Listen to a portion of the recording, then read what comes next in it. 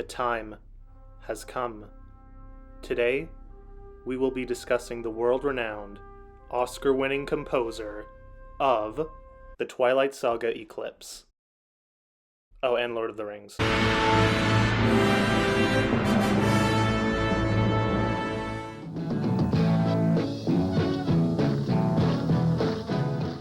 Howard Shore had an interesting start in music once he graduated from Berklee. From 1969 to 1972, he was a member of the jazz fusion band Lighthouse.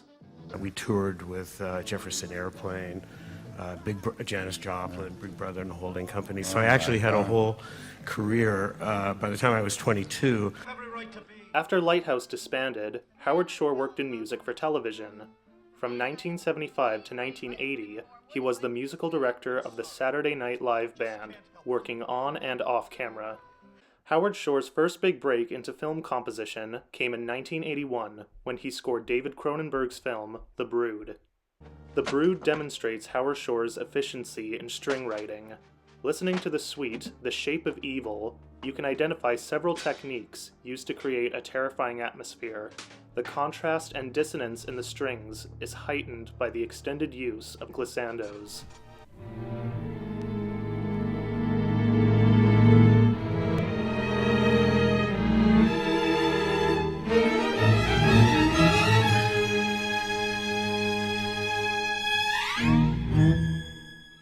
The Martin Scorsese film After Hours demonstrates Shore's talent in writing electronic music. In the track 3 AM, a ticking clock acts as an ostinato as a synthesizer plays select notes over top.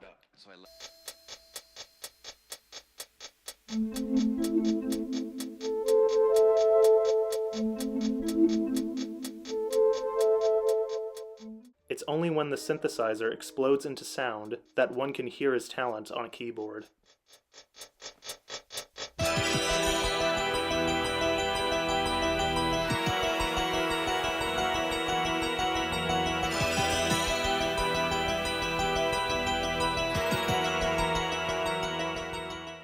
Shore's most popular collaboration with Cronenberg was The Fly. This was the first time Shore had access to an entire orchestra, and he takes full advantage of it. During the main title of the film, you can hear the growth in Shore's sound.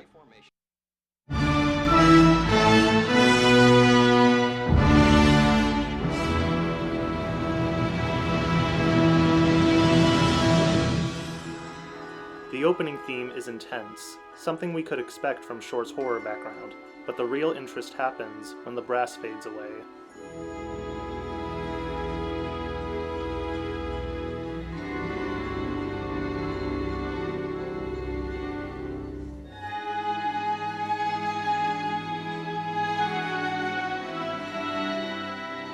The somber melody of the strings remain, revealing the true nature of the movie.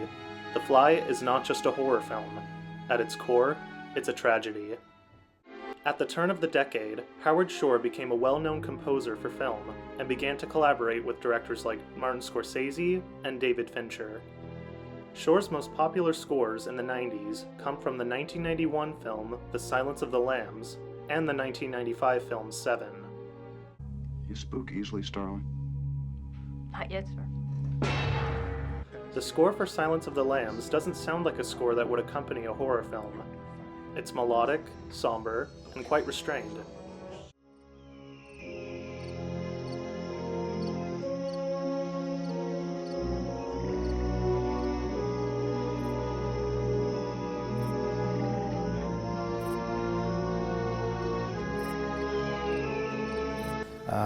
But it could have easily gone into the realm of genre. But one of the things Jonathan did with the music was to have me express the ideas inherent in Clarice Starling's character, which is the Jodie Foster character. The best track to showcase this composition technique is The Cellar. The piece plays when Clarice Starling is locked inside a pitch-black cellar. Howard Shore uses the strings to represent the rising fear Clarice experiences.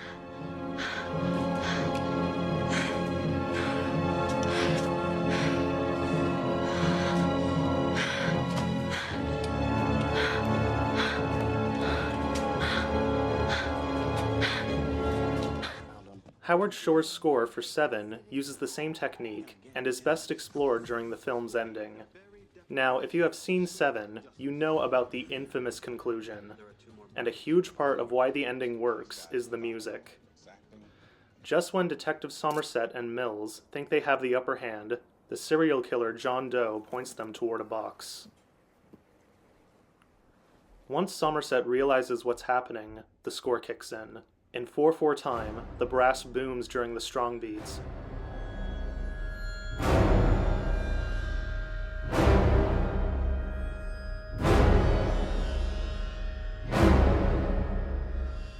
The strings play a high-pitched screech as the realization of what's happening sinks in.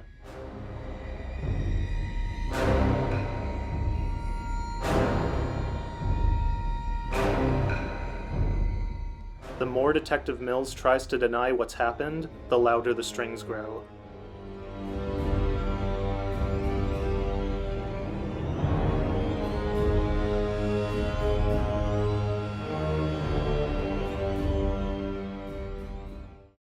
With a final rise in the brass, Detective Mills snaps.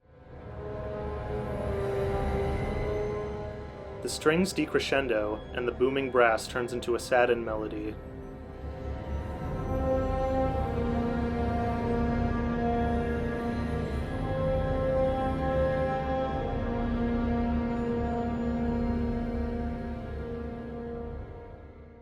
These two films represent a high point in Howard Shore's career, but at the end of the decade, things were about to change.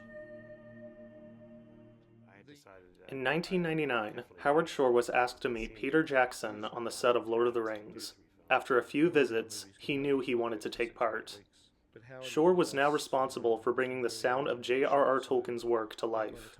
To portray such a vast and complex world, Shore used the theme and motive approach, composing over 50 leitmotifs for characters, places, and objects. With the help of over 400 performers, Shore was able to compose over 13 hours of music. As much as I would love to examine it all for the next 24 hours, I'll save you some time and focus on the prologue from Fellowship of the Ring. The prologue introduces 5 important leitmotifs throughout the first 10 minutes of the film. The first of which being the Lothlorien theme, as Galadriel narrates the War of the Ring. A choir sings a rising and falling melody in B-flat minor.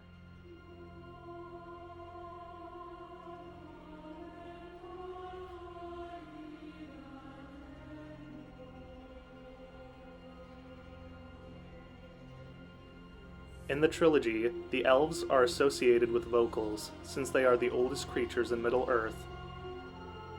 Soon after, we build towards the ring motif.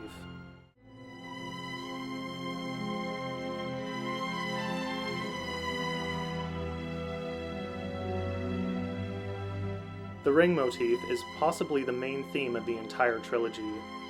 The melody starts with a piercing raised fourth, as it rises and falls. The rhythm is supposed to resemble the act of breathing in and out. As we watch Sauron forge the ring, we hear the skip beats associated with Mordor. Shore places the low brass on the strong beats and asks the strings and higher brass to accent the weak ones.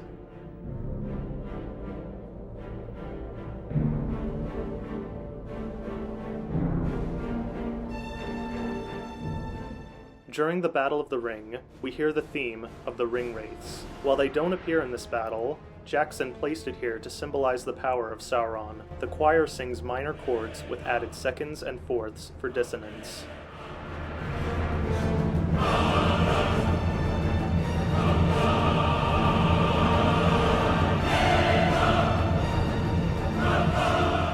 The last major motif is the Pity of Gollum. This leitmotif follows a rhythmic and melodic pattern with a rising triplet followed by falling quarter notes.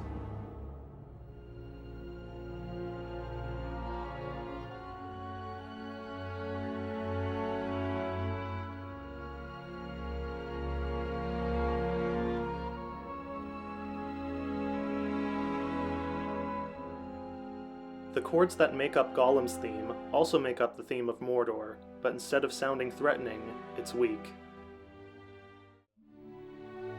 Over the past 2 decades, Shore's career did not slow down. He has composed music for over 20 films since Lord of the Rings. Howard Shore's career has been a monumental achievement, and seeing how his composition style has evolved has made me appreciate him even more.